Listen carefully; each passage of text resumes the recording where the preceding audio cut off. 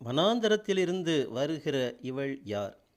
உன்னத பாட்டு 8ஆம் அதிகாரம் 5ஆம் வசனம். தன் நேசர் மேல் சார்ந்து கொண்டு வனாந்தரத்திலிருந்து வருகிற இவள் யார்? கிச்சிலி மரத்தின் கீழ் உம்மை எழுப்பினேன், அங்கே உமது தாய் உம்மை பெற்றாள். அங்கே உம்மை பெற்றவள் வேதனைப்பட்டு உம்மை பெற்றாள். வனாந்தரத்திலிருந்து வருகிறவள் என்பது கைவிடப்பட்டு அந்திகிறிஸ்துவின் உபத்திரவத்திற்குள் ஒப்பு கொடுக்கப்பட்டு மிருகம் என்று சொல்லப்படுகிற அந்திகிறிஸ்துவின் முத்திரையை தறியாமல் பல பாடுகளையும் உபத்திரவங்களையும் அனுபவித்து இரத்த சாட்சிகளாய் மரித்தவர்கள்.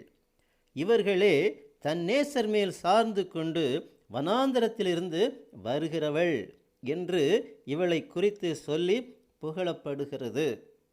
இவளை குறித்து வெளிப்படுத்தின விசேஷம் 12ஆம் அதிகாரம் 6ஆம் வசனத்தில் ஸ்திரீயானவள் வனாந்தரத்திற்கு ஓடிப்போனாள் என்றும் அங்கே 1260 நாளளவும், அதாவது 3½ வருடங்கள் இருந்தாள் என்றும் சொல்லப்பட்டிருக்கிறது.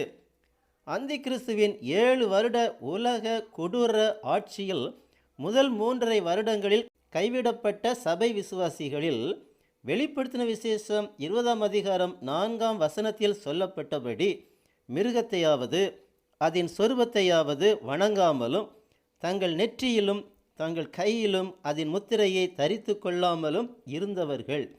இவர்கள் முதல் 3½ வருடங்களில் மகா கொடிய உபத்திரவங்களை தங்கள் நேசர் இயேசு கிறிஸ்துவுக்காக அனுபவித்து இரத்த சாட்சிகளாய் மரிக்கிறார்கள்.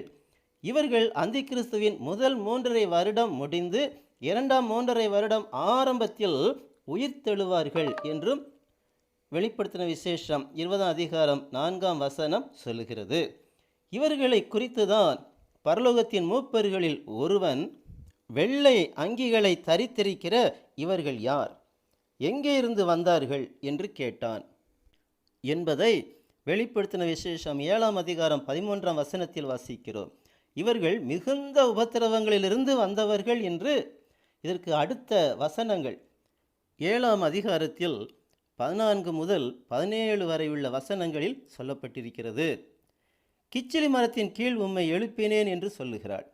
கிச்சிலி மரம் என்பது கிறிஸ்துவை திருஷ்டாந்தப்படுத்துகிறது என்பதை உன்னத பாட்டு 2ஆம் அதிகாரம் 3ஆம் வசனத்தின் மூலமாக 635ஆம் செய்தியில் தியானித்தோம்.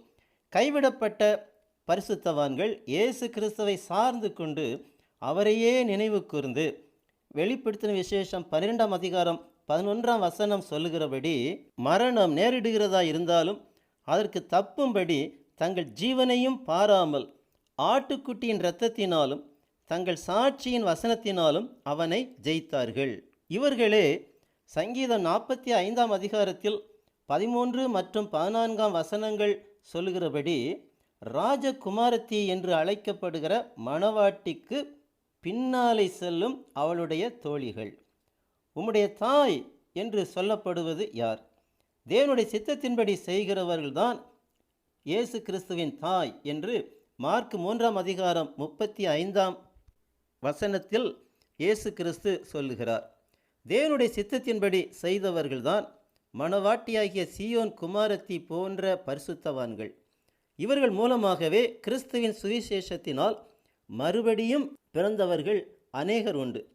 ஆதலால் 1 தெசலோனிக்கேயர் 2ஆம் அதிகாரம் 7 மற்றும் 8ஆம் வசனங்கள் சொல்லுகிறபடி இவர்களை பால் கொடுக்கிற தாயானவளுக்கு ஒப்பிட்டு சொல்லப்படுகிறது. அப்போஸ்தலனாகிய பவுல் கலாத்தியர் 4ஆம் அதிகாரம் 19ஆம் வசனத்தில், என் சிறு பிள்ளைகளே, கிறிஸ்து உங்களிடத்தில் உருவாகும் அளவும் உங்களுக்காக மறுபடியும் கற்ப வேதனைப்படுகிறேன் என்று சொல்லுகிறார்.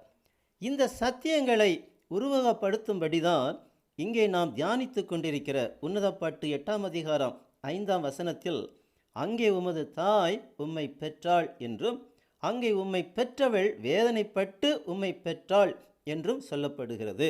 அதாவது கிறிஸ்து ஒவ்வொருவருடைய உள்ளத்திலும் உருவாகும்படி அப்போஸ்தலனாகிய பவுல் போன்ற சீயோன் குமாரத்திகள் கற்ப வேதனைப்படுகிறார்கள். இன்று கிறிஸ்துவுக்காக கிறிஸ்துவின் வசனங்களுக்காக பல சிறு சிறு பாடுகளை அனுபவித்தால் கைவிடப்பட்ட நிலை நமக்கு உண்டாகாது.